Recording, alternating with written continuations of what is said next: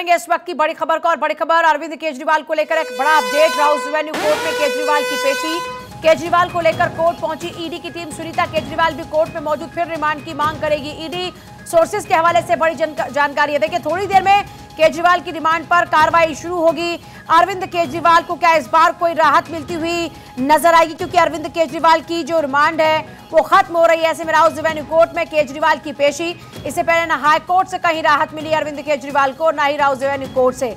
अब आज एक तरफ केजरीवाल और केजरीवाल फैमिली को यह उम्मीद है कि आज उन्हें कोई राहत मिले, लेकिन ईडी रिमांड की मांग करेगी।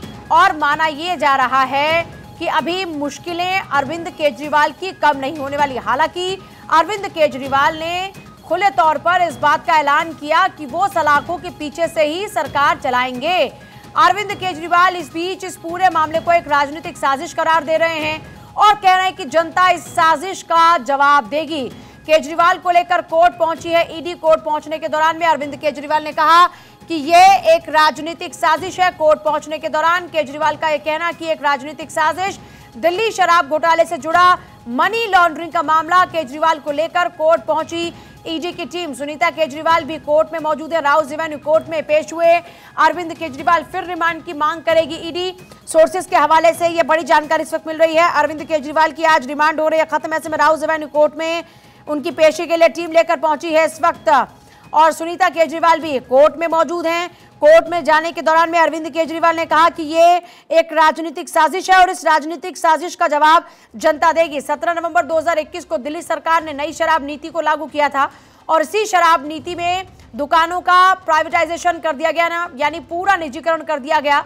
सरकार ने तर्क यह दिया था कि इससे 3500 करोड़ का फायदा होगा, लेकिन पूरे तौर पर जो फायदा था वो मिलने लगा निजीकरण के बाद इन निजी कंपनियों को। और आरोप सरकार के ऊपर यह लगा कि इसी की एवज में पैसे की उगाही की गई और उसका इस्तेमाल गोवा और पंजाब के चुनाव में हुआ।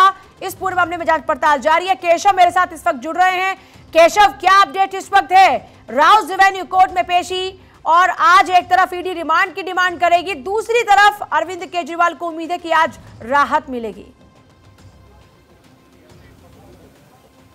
बिल्कुल पूर्णिमा, देखिए इस वक्त कोर्ट में दिल्ली के मुख्यमंत्री अरविंद केजरीवाल को पेश कर दिया गया है। राउस रेवेन्यू कोर्ट लेकर ईडी की टीम ईडी मुख्यालय से पहुंच गई है, जहां पर जो पहला बयान है आप कह सकते हैं मीडिया के सामने दिल्ली के मुख्यमंत्री अरविंद केजरीवाल ने जो दिया है वो ये दिया है कि ये राजनीतिक साजिश है, जनता इसका जवाब देगी। क्योंकि इससे पहले दिल्ली के एलजी का एक जवाब आया था कि जेल से सरकार नहीं चला सकते हैं दिल्ली के मुख्यमंत्री अरविंद केजरीवाल। हालांकि ईडी की तरफ से आज कोर्ट में पक्ष रखा जाएगा कि 6 दिनों के रिमांड के दौरान क्या क्या जानकारी अभी तक अरविंद केजरीवाल ने ईडी को दी है और किन जानकारियों के तलब में जो जवाब सवाल जब किया जा रहा था उस वक्त दिल्ली के मुख्यमंत्री अरविंद केजरीवाल ईडी को सहयोग नहीं कर रहे थे। तो ऐसे में ईडी एक बार फिर से दिल्ली के मुख्यमंत्री अरविंद केजरीवाल के 3 से 4 दिनों की रिमांड मांगने की कोशिश कोर्ट में जरूर करेगी और फिर कोर्ट से क्या फैसला होता है इसका इंतजार रहेगा। लेकिन कल आपको याद होगा पूर्णिमा, किस तरह से जो अरविंद केजरीवाल की पत्नी है सुनीता केजरीवाल जब प्रेस कॉन्फ्रेंस कर रही थी उस दौरान उन्होंने एक शब्द कहा था कि कल यानी कि आज जब कोर्ट में पेश हो रहे हैं दिल्ली के मुख्यमंत्री अरविंद केजरीवाल तो वो एक बड़ा खुलासा करेंगे। क्या बड़ा खुलासा करेंगे इस पर सभी की निगाहें, हम लोगों की भी निगाहें हैं, क्योंकि मीडिया की भी जमावड़ा एक तरह से कोर्ट और ईडी ऑफिस में लगी हुई है और सभी के इस बात पर ध्यान है कि जो मैं आपके पास वापस लौटूं। चलो एक बार फिर से बता दें कि कोर्ट में आज अरविंद केजरीवाल की पेशी, टीम लेकर पहुंची अरविंद केजरीवाल को और इस बीच ईडी रिमांड की डिमांड करेगी। लेकिन सबसे खास बात यह है कि अरविंद केजरीवाल ये कहते हुए नजर आ रहे हैं कि ये एक राजनीतिक साजिश है, उनको राजनीतिक साजिश के तौर पर फंसाया जा रहा है और इस राजनीतिक साजिश का जवाब जनता देगी। तो अरविंद केजरीवाल के लिए मुश्किलें बढ़ती हुई नजर आ रही हैं। दिल्ली हाई कोर्ट से भी कोई राहत नहीं मिली। अब क्या एक और मामला हाई कोर्ट पे पहुंच गया और यह मामला कि क्या दिल्ली के मुख्यमंत्री अरविंद केजरीवाल सलाखों के पीछे सरकार चलाएं या ऐसा नहीं होना चाहिए। इससे पहले आपने देखा कि उपराज्यपाल ने भी इस पूरे मामले को लेकर कहा कि ऐसा नहीं होगा, ऐसा नहीं होना चाहिए। और केशव मेरे साथ लगातार बने हुए हैं, सुरेश मेरे साथ लगातार बने हुए हैं, क्योंकि सड़कों पर इस वक्त लगातार आम आदमी पार्टी के कार्यकर्ता उतरे हुए हैं। सुरेश, आपके पास इस वक्त क्या जानकारी है? एक तरफ अरविंद केजरीवाल की कोर्ट में पेशी, दूसरी तरफ सड़कों पर उतरे हुए अरविंद केजरीवाल के समर्थक, आप पार्टी के कार्यकर्ता। जी बिल्कुल, जिस तरीके से डे वन से अगर देखा जाए तो अरविंद केजरीवाल की जो गिरफ्तारी हुई तो उसके बाद से जो उनके कार्यकर्ता हैं, उनके नेता हैं, वो लगातार सड़कों पर उतरे हुए। उनका यही कहना है कि ये एक पॉलिटिकल उनके खिलाफ षड्यंत्र रचा जा रहा है, अरविंद केजरीवाल को अंदर किया जा रहा है लोकसभा चुनाव से ठीक पहले।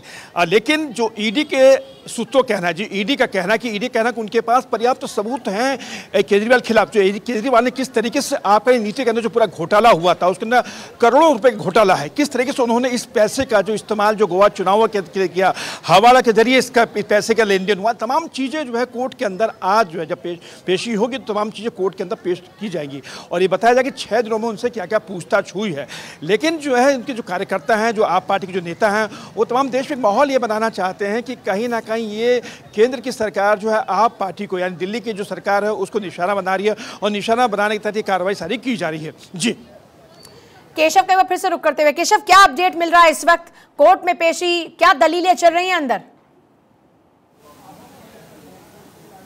बिल्कुल पूजा, देखिए दिल्ली के मुख्यमंत्री अरविंद केजरीवाल इस वक्त रॉज एवेन्यू कोर्ट में मौजूद हैं और जो सुनवाई जो है वो शुरू हो गई है। अभी ईडी के जो वकील हैं सबसे पहले अपना पक्ष रखेंगे, इसके बाद दिल्ली के मुख्यमंत्री अरविंद केजरीवाल की तरफ से जो वकील हैं वो कोर्ट में अपना पक्ष रखेंगे। ईडी की तरफ से साफ तौर से अभी तक जो पूछताछ की गई है 6 दिनों के रिमांड के दौरान, वो उसका रिपोर्ट रखा जाएगा कोर्ट में। उसके बाद फिर बचाव में दिल्ली के मुख्यमंत्री अरविंद केजरीवाल के जो वकील हैं वो कोर्ट में अपना पक्ष रखेंगे और इस अगर दिल्ली के रॉज एवेन्यू कोर्ट में अगर अरविंद केजरीवाल की फिर से रिमांड मांगने की कोशिश की जाती है दिल्ली के ईडी की तरफ से, तो जो आम आदमी पार्टी यानी कि दिल्ली के मुख्यमंत्री अरविंद केजरीवाल के जो वकील हैं वो बचाव में अपना पक्ष रॉज एवेन्यू कोर्ट में रखेंगे। लेकिन साफ तौर से जो सूत्र बता रहे हैं वो ये कि ईडी की टीम साफ तौर से दिल्ली के मुख्यमंत्री अरविंद केजरीवाल के 3 से 4 दिनों की और रिमांड मांगेगी, क्योंकि कुछ ऐसे सवाल हैं जिसके जवाब अभी तक ईडी को दिल्ली के मुख्यमंत्री अरविंद केजरीवाल ने रिमांड के दौरान नहीं दिया है। उन सवालों के तह तक जाने के लिए एक बार फिर से ईडी रिमांड लेकर दिल्ली के मुख्यमंत्री अरविंद केजरीवाल से पूछताछ करेंगे। इससे पहले जब दिल्ली ईडी मुख्यालय में जब अरविंद केजरीवाल थे उस दौरान के कविता भी ईडी मुख्यालय के ही लॉकअप में थे, अगल बगल के लॉकअप में थे। उस दौरान जो सूत्र है वो ये बता रहे हैं कि ईडी के अधिकारियों ने के कविता और दिल्ली के मुख्यमंत्री अरविंद केजरीवाल से आमने सामने बैठाकर पूछताछ किया था कि किस तरह से दिल्ली के आबकारी नीति घोटाले में जो साउथ लॉबी है उसका महत्वपूर्ण भूमिका रही, क्योंकि साउथ लॉबी की जो बात कही जाती है कि कैश में बहुत ज्यादा ट्रांजैक्शन पैसा हुआ और उस पैसे का उपयोग पंजाब विधानसभा चुनाव और गोवा विधानसभा चुनाव में किया गया। तो उन पैसों को सोर्स क्या है, कहां से आया था, किस तरह से आया था, तो क्योंकि के कविता साउथ लॉबी से एक तरह से कह सकते हैं लाइजनिंग कर रही थी साउथ लॉबी के लोगों से। दिल्ली के मुख्यमंत्री अरविंद केजरीवाल को मीटिंग कराने वाले कोई है तो ईडी के अनुसार वो के कविता है। तो ऐसे में ईडी ने पहले ही दिल्ली शराब घोटाले के मास्टरमाइंड केजरीवाल को बताया, सरगना केजरीवाल को बताया था। तो इसलिए और जानकारी और तह तक जाने के लिए आज एक बार फिर से रॉज एवेन्यू कोर्ट में पेशी के दौरान जो ईडी के वकील हैं वो दिल्ली के मुख्यमंत्री अरविंद केजरीवाल के 3 से 4 दिनों की रिमांड दोनों के पास वापस लौटेंगे। बाकी किसी अपडेट के लिए जैसे कोई अपडेट होता है तुरंत से बताइएगा। लेकिन इस बीच एक बड़ा सवाल यह है कि अरविंद केजरीवाल अब कब तक सलाखों के पीछे रहेंगे, क्योंकि उनके संगी साथी जो अब तक जेल में गए हैं वो बाहर नहीं हो पाए। अब अरविंद केजरीवाल का नंबर लगा है, तो क्या अरविंद केजरीवाल के लिए संभव हो पाएगा कि वो सलाखों के पीछे से बाहर आ पाए, या फिर जो वो प्रण ले रहे हैं कि मैं सलाखों के पीछे से सरकार चलाऊंगा, ये संभव हो पाएगा या नहीं? ये तमाम सवाल बरकरार हैं।